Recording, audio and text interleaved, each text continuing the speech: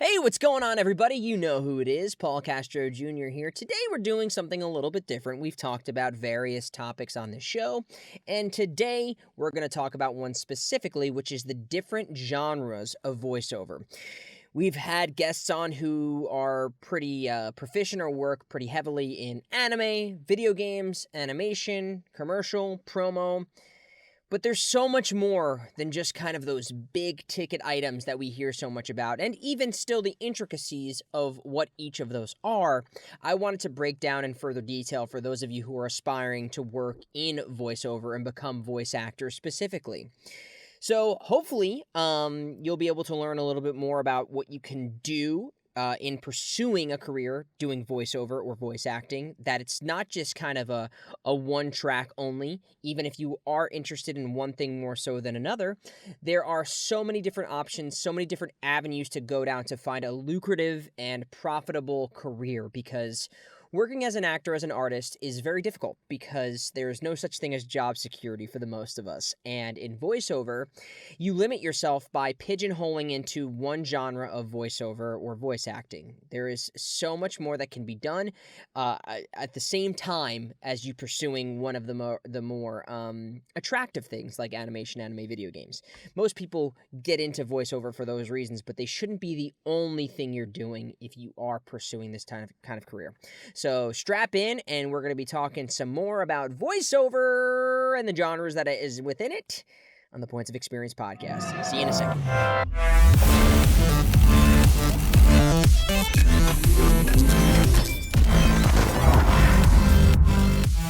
And welcome back, everybody. I'm really excited to talk about this because I think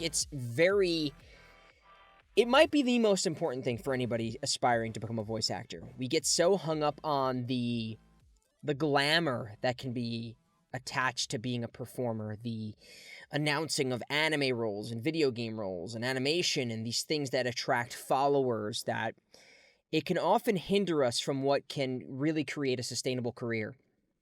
Being able to survive on doing acting alone is so difficult. I struggled for so many years. I mean, I've been in this business for over a decade, and it wasn't until recently that I was able to really support myself doing what I do in a way that I didn't feel like I needed to have supplemental income from other jobs. And I was very lucky to work a ton doing promo, commercial, radio, and everything else. But doing voiceover and getting video games and anime has obviously opened up a lot of people to knowing who I am. And that's a great part about it.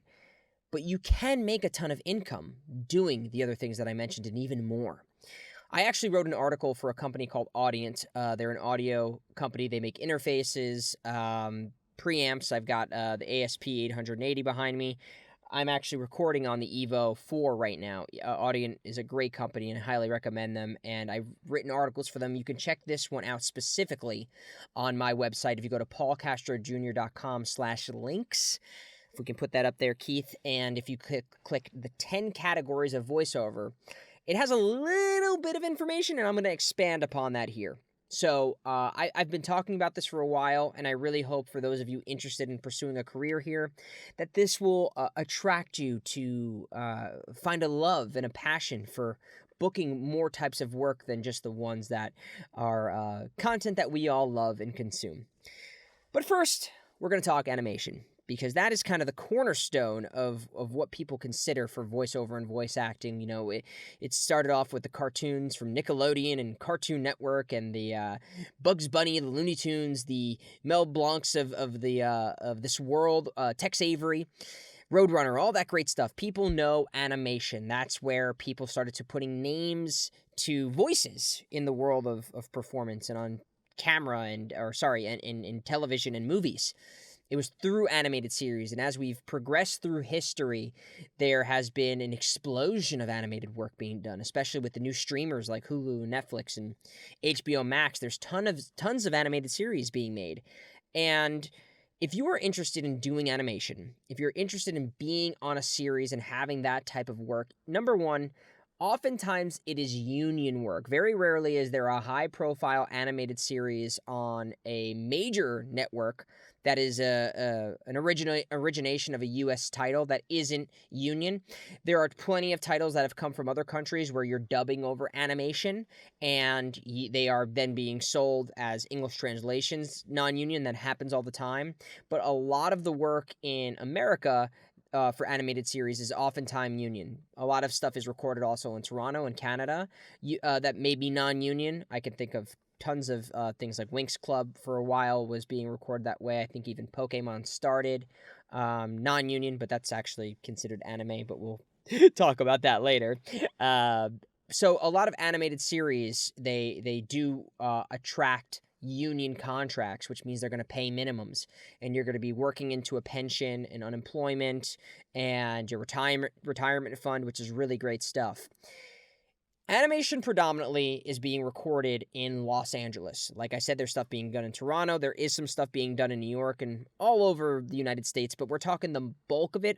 I would say, I'd argue to say like 70% of the majority of popular animated titles in the United States being done in English as the first language, that's not from a British dialect, is being done in Los Angeles. We're talking the headquarters of Viacom Nickelodeon. We're talking Disney. We're talking Cartoon Network. We're talking Netflix as well, Pixar. Those are mostly being recorded out of LA. If you are in New York, that's they do have studios there, and I've worked with some of these companies remotely from my home studio, and that's the other viability of the world that we live in right now, is being able to record remote. If you have a good home studio, I'm saying top of the line, you've been able to control your noise floor, you've created great sounding acoustics, you've got the minimum required gear, so a microphone that's anywhere from like a few $100 to in the thousands. We're not spending our life savings on a TLM 103 or a U87 right away. You can do just fine with a $200 microphone. You've got a good interface, and you've got connectivity like Source Connect or ISDN or Connection Open. There's tons of ways for you to connect to clients working in animation. And if you have an agent in the Los Angeles region, they will more than likely have connections with the studios and the companies that are recording this type of work. New York has been breaking into that type of industry, but if you're in one of the smaller cities, Atlanta or Chicago, San Francisco, they might not be getting all of the breakdowns for these big animated series. You know, if you're thinking like Family Guy, or that's a good thing of note too. South Park is something that is non-union and is a very prolific title. So there are titles that do non-union work, but if you're in one of those smaller hubs, your agent may not have access to the animated work that is of the highest, I don't want to say standard, because it just because something is being done on Netflix or wherever it might be doesn't mean it's the best, but it's definitely prestigious in its own right. So that's where having an LA agent is going to be a crucial thing for you to acquire. New York agencies sometimes will work bi-coastally, so they'll have agencies on both coasts, but you really want to make sure you're trying to seek out an LA agent if animation is something specifically on your radar, and the minimums are really good. And if you can book a gig that is recurring where you're playing a main character, you're also going to recoup what's called residuals, which means every time that episode airs outside of the original pay dates that you got paid for, or if it makes a foreign sale for it to stream in another country, or they're going to start doing reruns, or they're going to sell it to like a VOD type of thing, or do it on airplanes, you can make money. It's where people talk about residual checks. It's for every time there's a renegotiation to use that footage or those titles in different capacities than you were originally contracted for. Animation is one of the number one ways of accumulating residuals. So LA, trying to find an LA agent or work with a New York office that has connections with an LA agent, or maybe in your smaller hub, your agent is getting access to those animated studio titles. Things are moving back in studio where clients would prefer people to be recording all in the same place, not always at the same time, but having the same gear so that things sound consistent. The client might prefer that. They will work with people remote, but it's on a client-by-client basis, and I have been experiencing it myself that most clients are now asking me to come in if possible. It hasn't gone 100% that way, but I am seeing a trend where clients are asking for people to come in. So it's something to consider when you're planning out your career or your roadmap or where your goals are going to be for where you want to set up and really station yourself if you, don't live in a big city already and you're considering moving to one. So that's animation in a nutshell. This is where you're doing the prelay recording most often, which means you are recording your voiceover before any animation is happening. Sometimes you'll do things to like animatics where it's like roughly sketched out, but for the most part, different than anime where you're usually dubbing over what's been recorded in another language, animation, you as the actor are inspiring the artists to have their drawings come, or this is not my world, the world of animation, where they're doing their art inspired from your performance. So I've had that happen a lot of times when I'm doing prelay, where you do sign up a thing off script, really, where like maybe your character's running and you go like maybe the character then will start wailing their face in a different way than would be typical of just the character running. So you could have a little bit more of an influence on what the animators are actually doing when it moves from record to animation. That happens a lot of times. And you also will get those moments, hopefully with this pandemic coming to an end, I say that hopefully, we will be in a scenario where you get to work off other actors, because that's how it was traditionally done. You and the main cast usually would be together and you'd get to work off one another. So you can find inspiration and improv based off of exchanges you're having with your scene partners. This isn't always the case with other forms of recording voice acting. You're a lot of times it's insular and you're just by yourself and you don't get that organic improvisation of how you can feel based off of somebody else's performance. So I typically find doing animated work to be the most freeing, because you don't really know what will happen, because somebody might give you something that you didn't have any time to pre-plan for. So animation, that's kind of the first big thing we're going to talk about, and this will transition to me talking about interactive or video games. You'll hear both of those terms being thrown around a lot, and it's because interactive usually means anything that somebody can play, and that doesn't always mean like the traditional Sony PlayStation, Xbox, Nintendo Switch arcade game scenario. There's a lot of stuff happening with mobile. There's a lot of stuff happening with like in-person like kiosk type stuff, or now virtual reality. It's really kind of bending the way that people think about video games. It's not always the traditional console route, especially with computers and just other ways of playing or being interactive.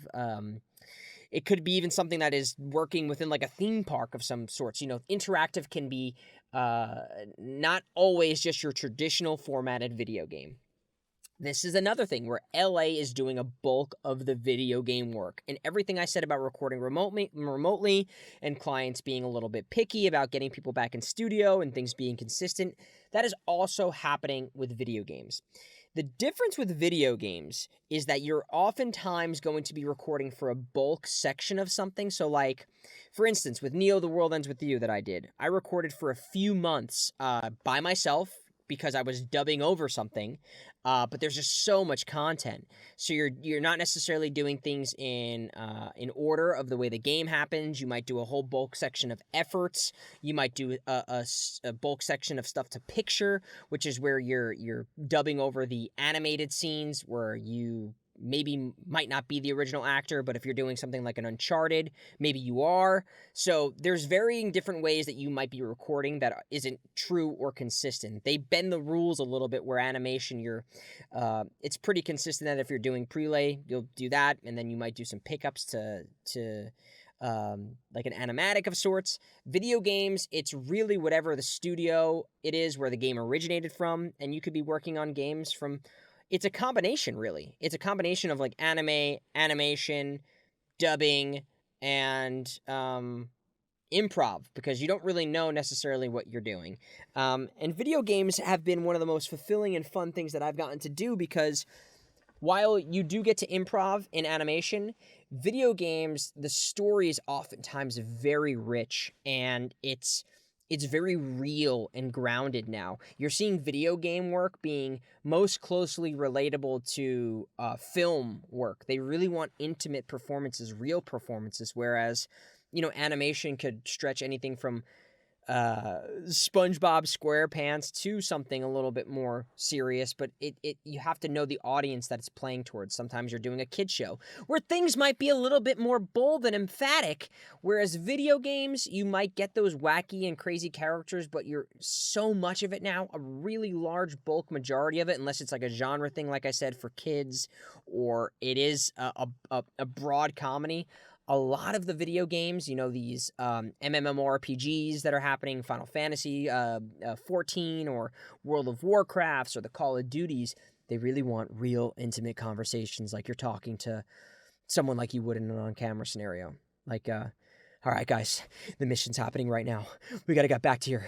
you're having real conversations where you're not doing the animated version, which might be, guys, something's happening right now. We got to get out of here. Ah!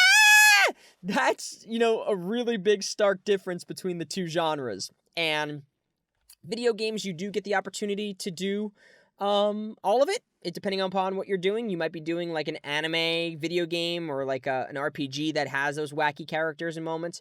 But by and large, we're seeing a lot of grounded, real types of performances.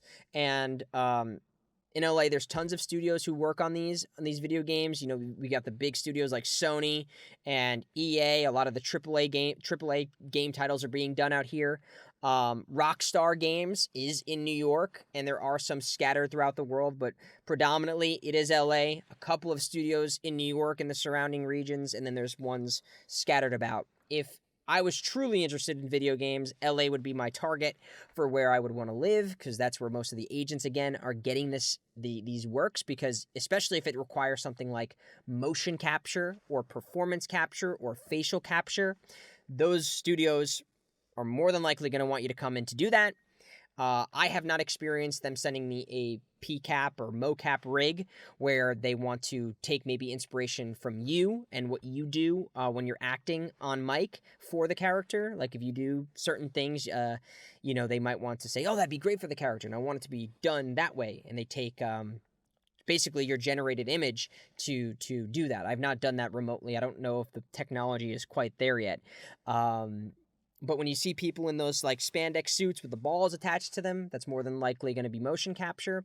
And then PCAP is when you're seeing those dotted faces. They put certain dots on your face so they can track the way your face moves.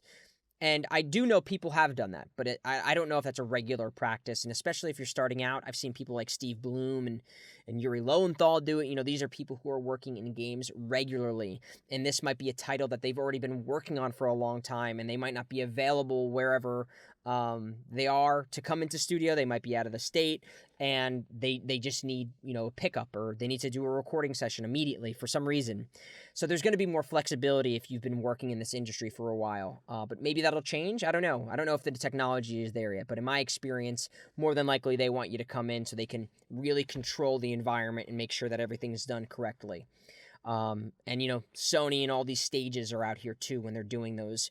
Basically what is like a theatrical performance, like if you were doing a theater piece, but it's like a black box room, and everybody's in spandex leotards, and there's like green tape everywhere, and it's like working in green screen when you see those behind the scenes stuff for movies. It's what motion capture is.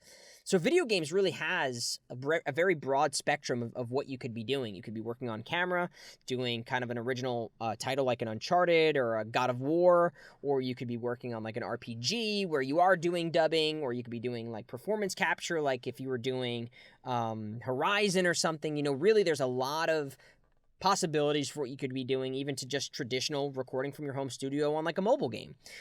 There's a lot of varying things, and a lot of it is union. There is still a very large portion that is non-union, but very similar to the union stuff. You're working towards your pension, you're working towards your retirement, and unemployment, all that great stuff that covers you as an actor if you want to make this a very long-term career. Some people go FICOR, where they work both union and non-union. So it's really however it works for you. Some people work with a paymaster.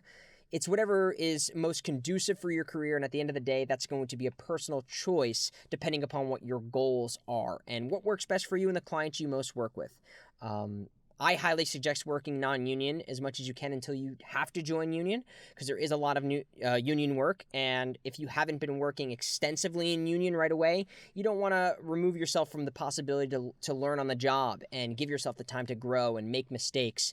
I think the ultimate goal, and a lot of people will tell you, working union is kind of a goal to stretch for, and I do agree that, and you should join it if you get the opportunity to do so, but I would also discuss it with people in the union before you join right away, because you're not always what is considered a must join. Sometimes you can do things where you become SAG eligible, where you can work on a couple of different projects before you must join the union, and then there you can make a decision if you want to be FICOR or union or non-union. It really depends on where you are in the market, the types of things you've been working on, discuss it with your agents. It's not a decision you have to make on your own.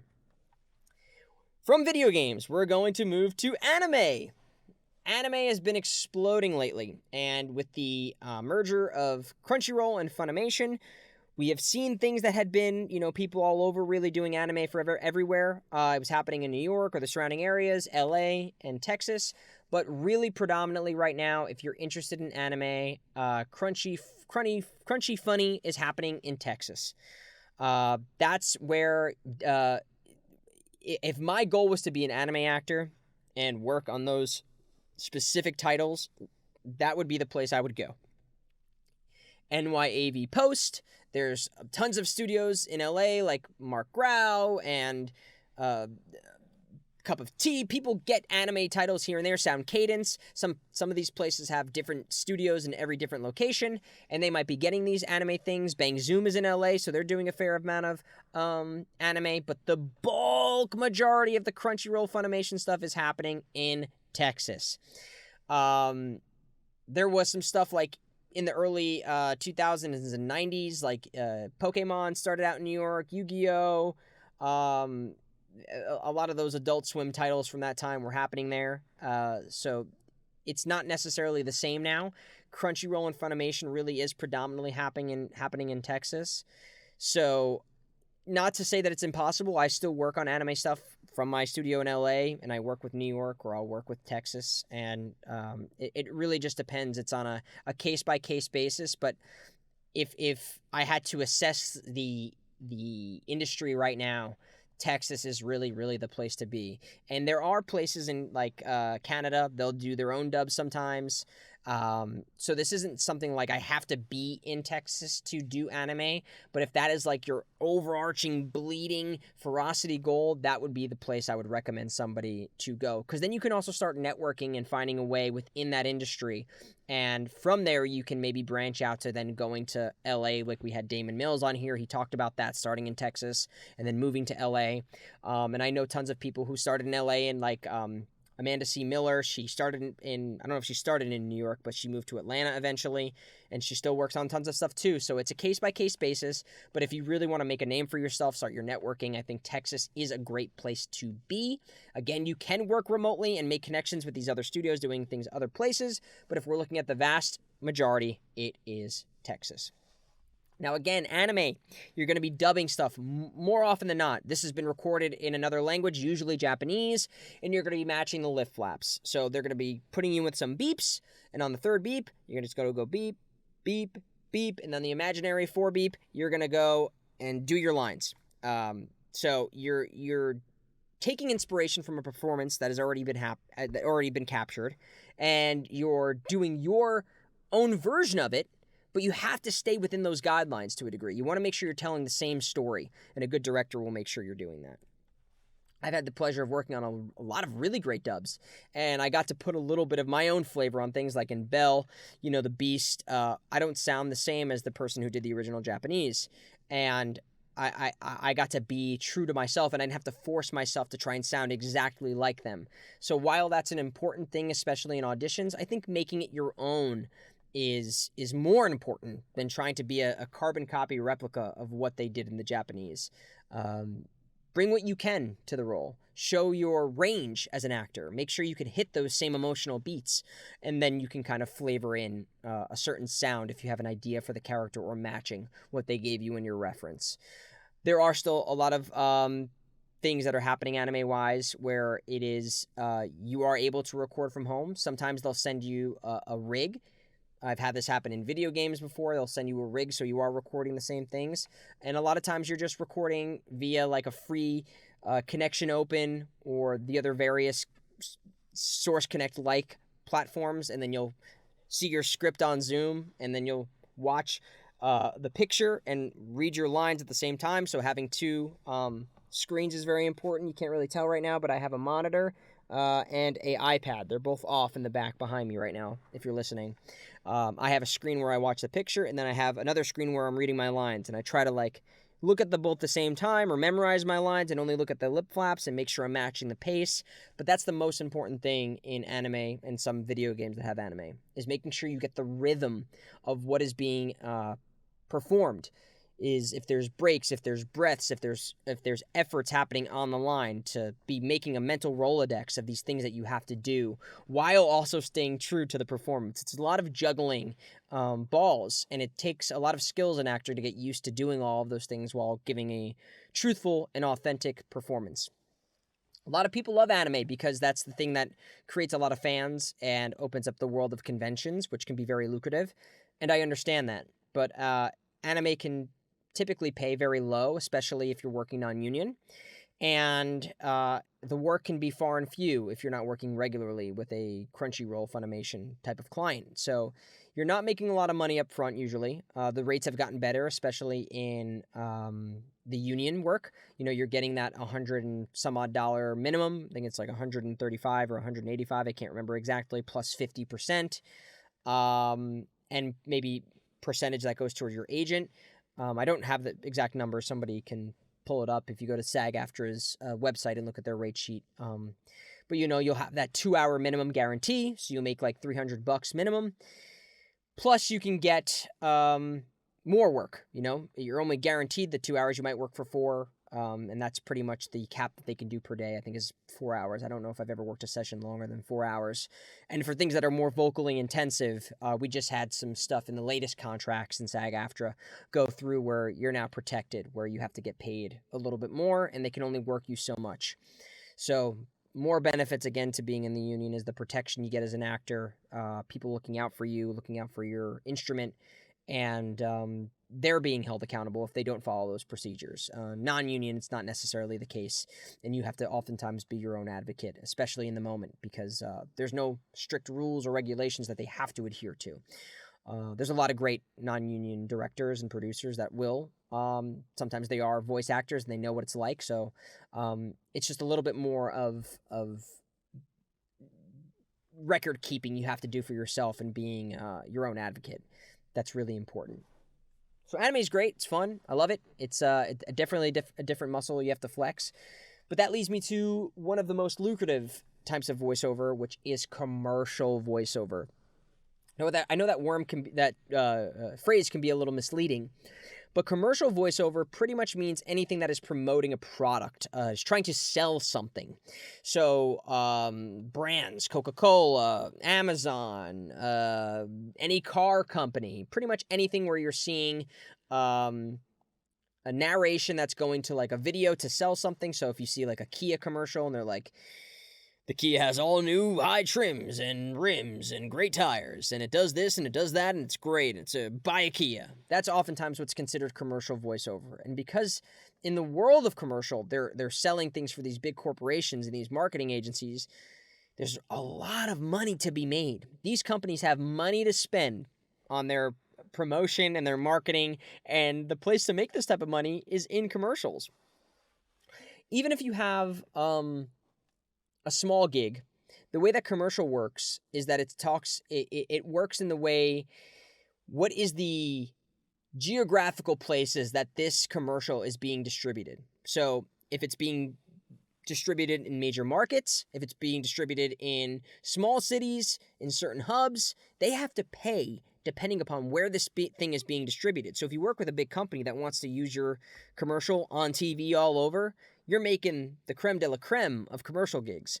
YouTube has opened up another world where you won't make as much money, but they have to pay for re-upping things, especially if things are union. Even non-union contracts, they'll have like buyouts plus this if they want to use it more than 6 months.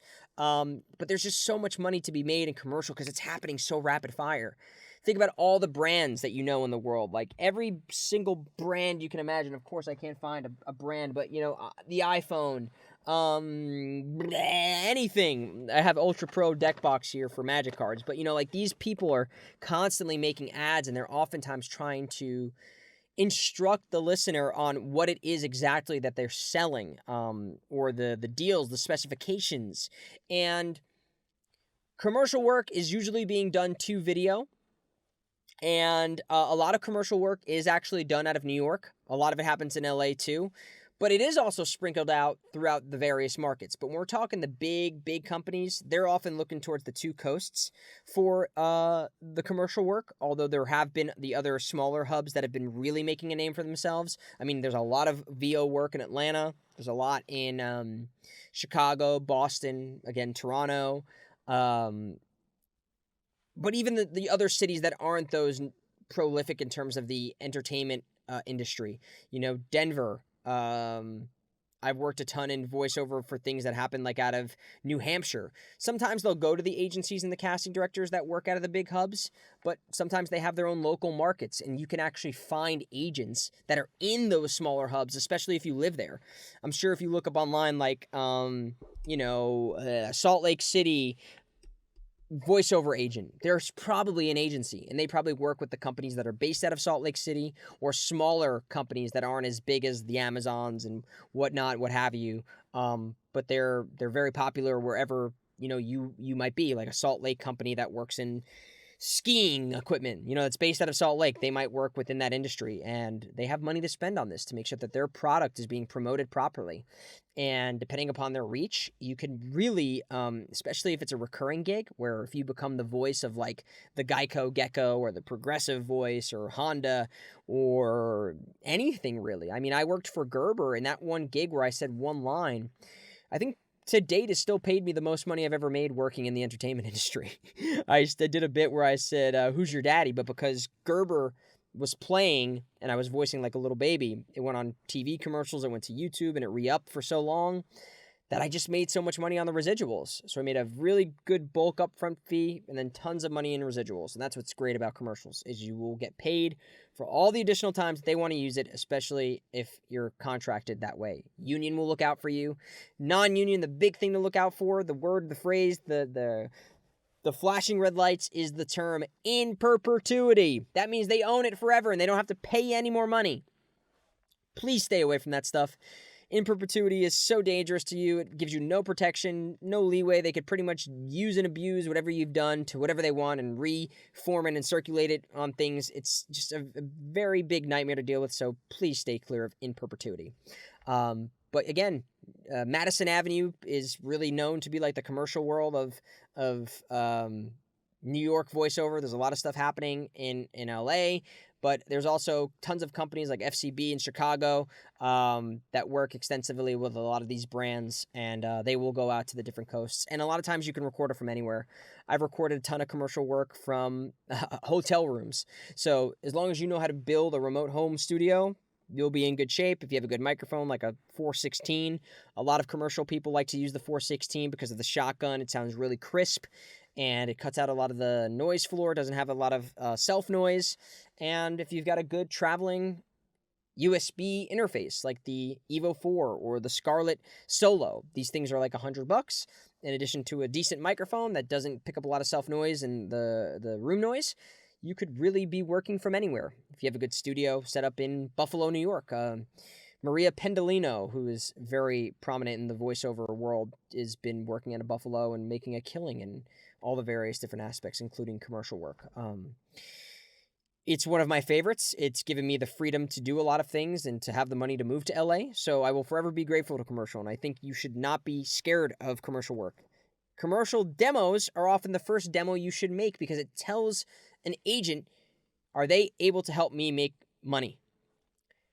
Voiceover agents aren't ever exclusively, for the most part, like anime or video game animation agencies. They oftentimes do everything. And most VO agencies are making a lot of their money from commercial. So they want to hear a good commercial demo. They want to know you can work in commercial in addition to the other things, especially if you're brand new. They want to send you out on these commercial things because young and hip and fresh and off the cuff and real and natural voices is the most popular thing that's happening this day and age. So the first demo I would definitely recommend is a good commercial demo, and you may not even need another one. The commercial demo might be enough to get you in the door, get you with the agency, and then they'll send you out for other things. Obviously, it's good to have an animation, a video game, and everything else, an anime demo, whatever it might be, narration. But at the end of the day, the commercial demo is still the gold standard of demos. That's what most agencies are signing people off of. As far as I know, I'm a little out of that pitching myself to agencies things, but from everyone I hear, everyone I recommend, all that stuff, it's usually and always the commercial demo. I've talked to my agents on this podcast. You can listen to Jason Sasportis. He talks about it too. You know, commercial demos are so important. Being able to work in commercials, even more important. If you get a commercial audition, make sure you look up previous auditions or types of spots that they've had. See the pronunciations of things. Pronunciation has never been more important than in commercial. If they have a typical vibe, you can see that through going to like iSpot.tv, where you can look up pretty much any commercial that's ever been aired, for the most part, or YouTube, you know, go to their personal YouTubes and really get a sense for what they do, how they sound, what the pronunciations are, and make a crap ton of money. Really, commercial, make the most money in commercials. What often people think are commercials, but can be designated as such, is radio. Radio is oftentimes doesn't have a visual counterpart to what they're trying to sell. And radio works very similar to commercial. Oftentimes it's the same marketing agencies and different teams, but they're just presenting it in the audio-only format. And that means because it's not also being visually aided, that they don't have as much money typically to spend on radio. But you can still make a crap ton of money, especially if you're working with these big brands on these bigger deals. If they want to keep re-upping something, if they want to play it in various different markets, they've got to pay for all of those things. Works very similar to commercial. You can have radio agencies, like people who are getting radio auditions everywhere, because everywhere you go it's oftentimes catering to a large market, yes, but you also are getting a lot of ads that are towards the local markets. So even if you live in Raleigh, North Carolina, I think that's a place, right? There's an agency somewhere that deals with a lot of all that North Carolina stuff, and they're going to have ads for local businesses and any business, especially like events and fairs and pharmaceutical stuff, whatever it might be, is going to be happening locally. They're going to be getting a lot of that stuff because it's just happening everywhere. Radio is like the most wildfire rampant thing where you can do anywhere, no matter what city you live in.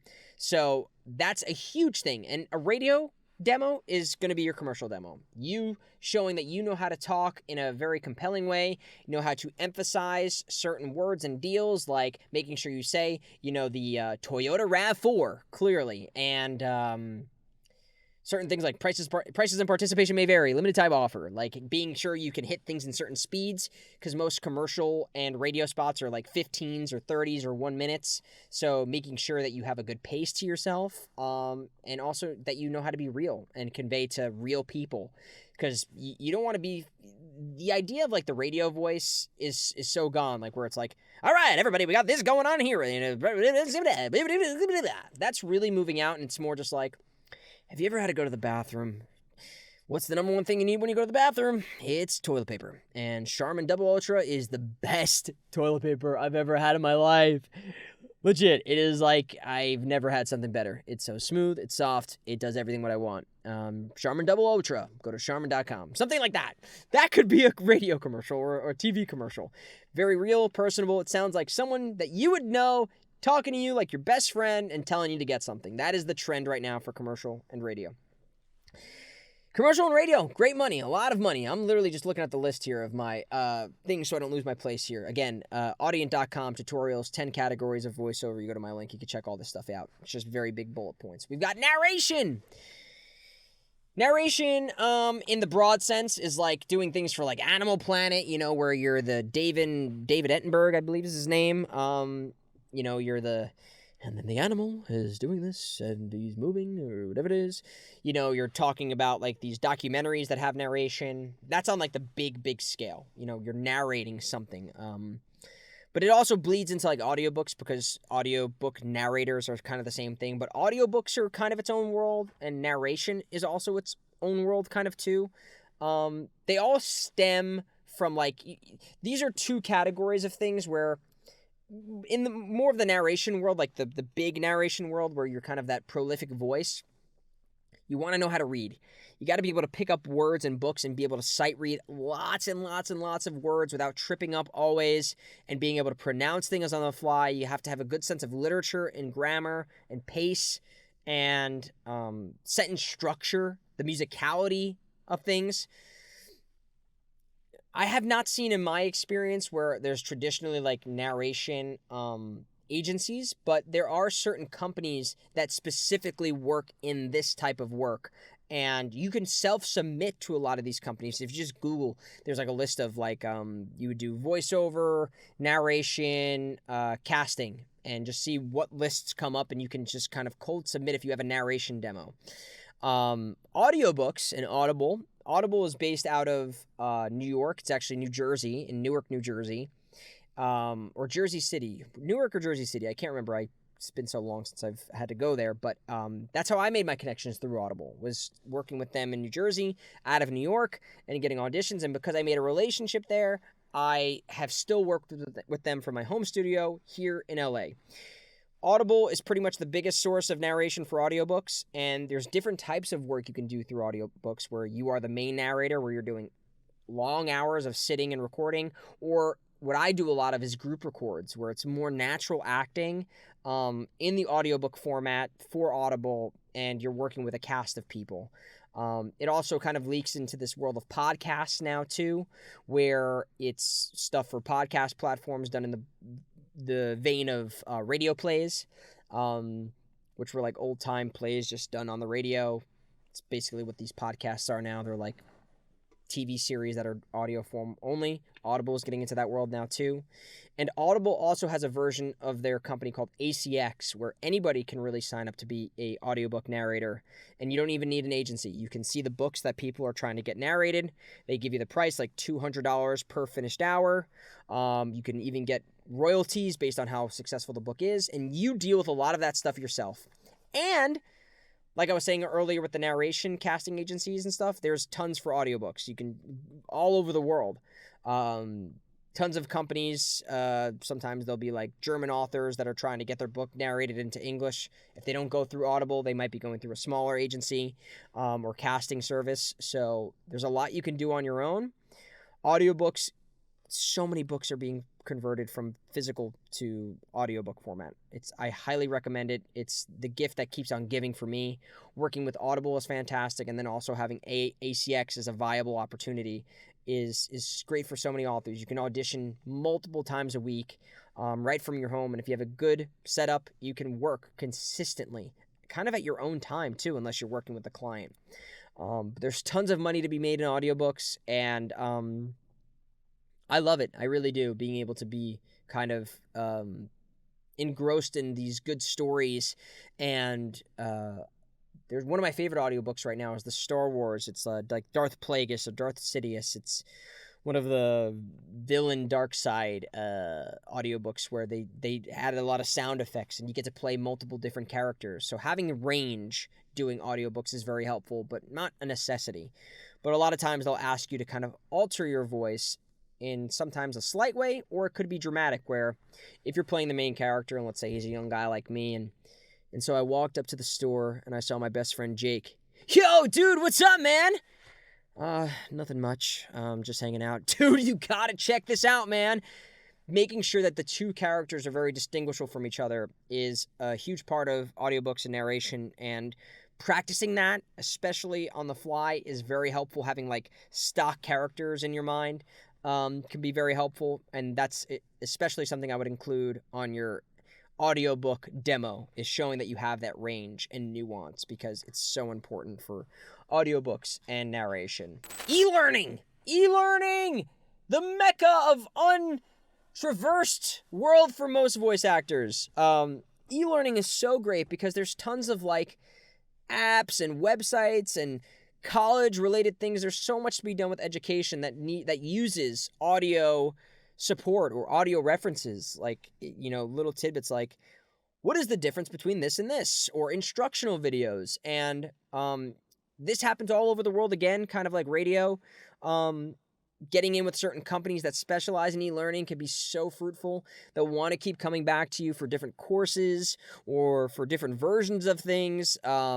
It's really just such a lucrative market right now. There's e-learning games, e-learning historical explorations, and word pronunciations. Sky is the limit. So many apps use an audio element to it, especially from an educational standpoint. And it's really one of those things where I would say networking is most proficient, where if you can utilize LinkedIn or the various castings or various production companies that specialize in e-learning, if you can do your diligence in finding the producers of these people on LinkedIn, sending them a message, or seeing if they have their own like roster signups, and being very diligent in your demo, making sure your demo gets to people, and creating a meaning and purposeful relationship with them, it can really yield a lot of results. I've done a ton of stuff for like kids' toys or apps and various types of games that are through the learning format, but they can pay really well. And it's sometimes it can be a lot of work, sometimes it can be very minimal work. But these companies are all over the place. A lot of people on Kickstarter I made a good amount of money reaching out to Kickstarter people who are just like making new apps or new types of things that I knew like they're in the pre-production phase, so they maybe don't have voiceover yet. I would reach out to people that way on Kickstarter. Again, or LinkedIn. LinkedIn has so much opportunity to create voiceover connections. A lot of great people do like voiceover LinkedIn how-tos, and I would seek out those specific people who are good at what they do. The Voice Actors of New York City probably has recommendations of who teaches a good course on how to use LinkedIn for voiceover. Highly recommend it, because LinkedIn could be a super huge underutilized friend, especially in the world of VO. And then going to these conventions too, like VO Atlanta, etc. New York has their own versions. LA has some. All over the world, there's conventions for voiceover. A lot of people who are attending those things are doing things like e-learning. And they're also doing things like corporate. These are where these people are going to these conventions, is when it's not your typical bread and butter, what you imagine with voiceover. Corporate could be anything for like training videos or reports, things that are usually oftentimes internal. It's only being used internal or on their website. But again, corporate, a lot of money. It's happening all over the world. Presentations, announcements, YouTube. Getting in with these corporations, you could become the voice of that corporation, and no one will ever know it's you, but you'll keep getting that phone call and that email to come back and come back and come back. Corporate can be so rewarding. Oftentimes, you got to be able to make sure you can pronounce clear and talk at a good pace, so people can really understand what it is you're saying without being too overly instructional. But you got to have that reliable, confident tone that is in line with what the brand is. If it's, you want to make people feel welcomed, I think of companies like American Airlines, where they're training people, training pilots or stewardesses, whatever it might be. Any type of training is oftentimes is under the corporate label, and there's a lot of opportunities there.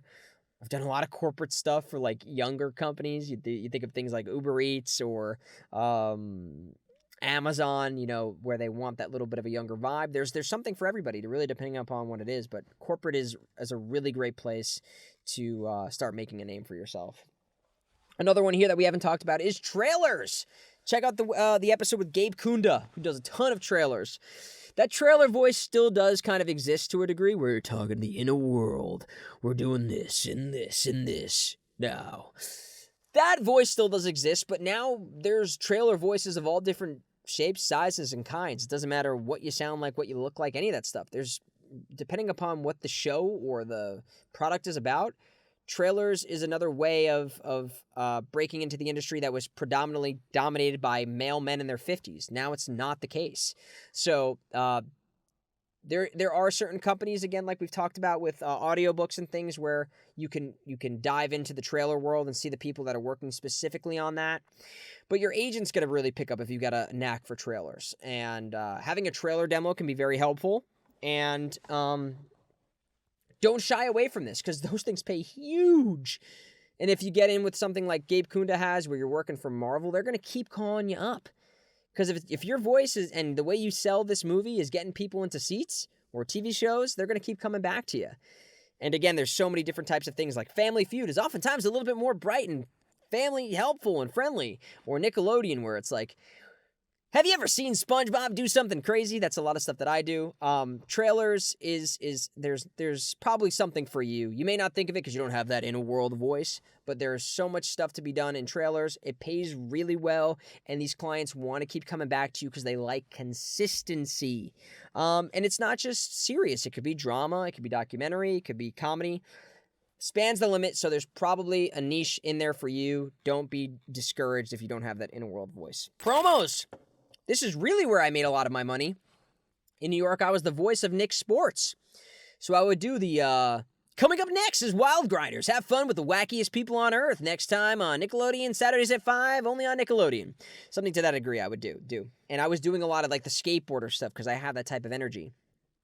Promos are often the things promoting something that is existing or soon to exist in the short format, usually. Like, promos are promoting segments. It's oftentimes in between commercials, and it's oftentimes from the company. So, like, if Nickelodeon has promos, there's going to be commercials that are for various different things from different companies. But the in-house stuff for Nickelodeon, their promos are promoting their own stuff. And they'll have things called, like, bumpers, where it has just various different times that things are at. So you might do a promo for something, and then you might say, coming up next, coming up Friday at 8, coming up Saturday at 12. You know, you might do these various different bumpers, and you can get paid based off of each of those bumpers. And the promo world has now expanded to YouTube as well. I used to do pretty much specifically the Nick Sports stuff when that was a television station, but now I do a lot of their promos for YouTube, where it's promoting their product. I'm getting hired through Viacom and Nickelodeon to promote their various different things, their skits, their segments, and a lot of their stuff that's pretty much promoting their content. You can make a great relationship with these people, and they'll keep calling you back for so much. I mean, these networks have various different contents, and if you have a sound or you get their style, it falls in line with their brand, and then people start associating your type of voice with things that are being promoted. It wants to aid the product in the same way that kind of trailers do. New York has a ton of promo. LA, because this is where these companies are based out of. But I know tons of people who do promo from everywhere. But to really make those inroads, you're probably going to be getting submitted for the big companies on TV, LA, New York, and the various other major markets, unless there is a specific station that you're near. Like, people in London are probably doing a lot with BBC. You're really going to probably find the companies where their base is where you would want to be based for promos. But it's really lucrative. YouTube has opened up a world of various different types of promos. Just go to my website if you want to see a whole different, all of the promo work that I've done for, like, SpongeBob. I did the SpongeBob Family Tree, and it's got like over 10 million views. You're not always getting paid based on those views, but it's great exposure. It's a great consistency for you to pitch yourself to other clients, and it's a lot of knowing pace, knowing the world that you're talking about. So if you're doing something about SpongeBob, or I do a lot of things for, like, iCarly, you want to understand those terms and the nuances and who's watching it. And I get called up all the time. Various different producers are calling me up because they know that they talk. Paul was great on my promo. There's all these producers writing different segments and scripts, and they want to work with people who they know are reliable, who they can get stuff done quickly, because it's oftentimes quick turnarounds, and it's been probably the thing I do the most of. Probably the most work I do is promo. And the last but not least thing I'm going to talk about right now is announcing. This could be for anything from live events to things for, like, airlines or subway PA systems, theme parks, amusement parks. Stand clear of the closing doors, or at the SAG Awards, we're here and so-and-so is doing this. These are usually huge, tied to huge corporations that can be very long-term gigs. You can get like being paid for till the end of time if you get hooked up with a huge announcing gig for something, or a bulk payment up front. I think about it like this person who did the Stand Clear of the Closing Doors, they must be making a killing, so long as it wasn't a non-union production that didn't cover them based on any re-ups and stuff. In perpetuity, remember, stay away from in perpetuity. But, convention centers for, like, huge conventions, like TV or car shows or like, things like NAMM, anytime they might be saying, like, report to this place, you become the voice of these conventions and stuff, and this is a huge part of voiceover that could be really fun. Sometimes you go in person and you record while the event's happening. Sometimes you do all your stuff beforehand, and then they use it while the event is going on. But having that voice of God feeling is sometimes what they ask for, or it's just your friendly, conversational, pleasant voice that is going to guide people in and out of this production. That might be happening. Theaters use a lot of announcing type voices, and getting in with one of these things could be one of the longest term gigs you could ever have. That was a lot. I tried to get it all done under an hour, and we're at 56 minutes. Radio announcing, that's kind of the same with radio DJing and announcing, and a lot of people who work in voiceover came from the world of radio, and some people might consider the radio announcer voice to be announcing, but that's not always the case. It could be anybody. Anybody can be an announcer for these corporations and stuff. And the only other thing here I want to talk to you guys about is the world of AI and how we need to avoid it like the plague. Don't work for these companies that are asking for, like, voice print of this for AI. They're going to take that in perpetuity, and you're going to take so much jobs away from all of your fellow voice actors. It is so dangerous to the world of VO. I couldn't stress enough how it's not worth it for that $3,000.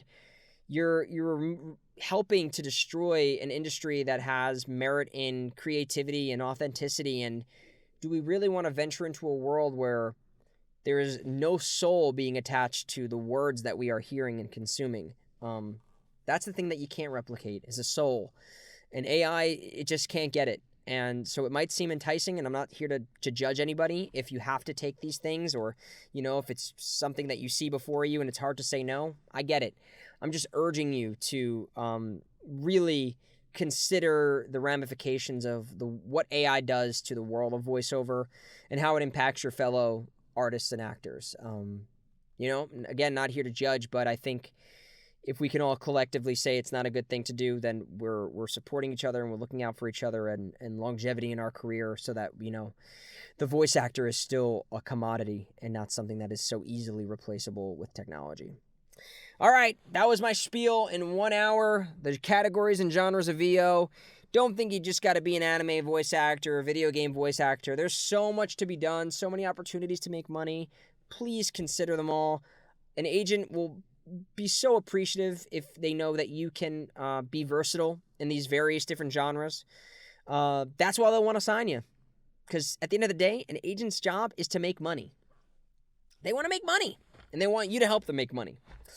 So while it's cool to do anime and video games and animation, it's not always the most lucrative. It can be, especially in longevity, but that's a really hard thing to do, and especially starting out. If you can do commercial, radio, promo, narration, audiobook, corporate, they're going to love you. They're going to love you. All right, guys, that is it for today. Thank you so much for watching, listening. Whatever you do, please review on Apple and Spotify, and drop a like, follow, and subscribe on all the other platforms. I love you guys. I'll be seeing you next week, and I look forward to hearing you all soon. Bye-bye.